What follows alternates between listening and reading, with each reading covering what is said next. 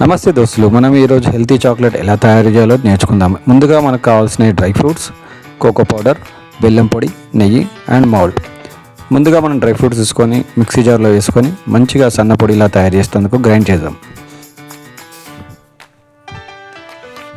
దాని తర్వాత మనం బెల్లం పొడి తీసుకొని దాంట్లో యాడ్ చేసుకొని మళ్ళీ ఇంకొకసారి గ్రైండ్ చేద్దాం.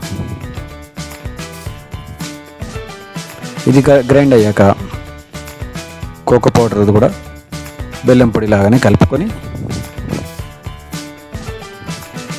గట్టిగా ఒకసారి మళ్ళీ గ్రైండ్ చేద్దాం.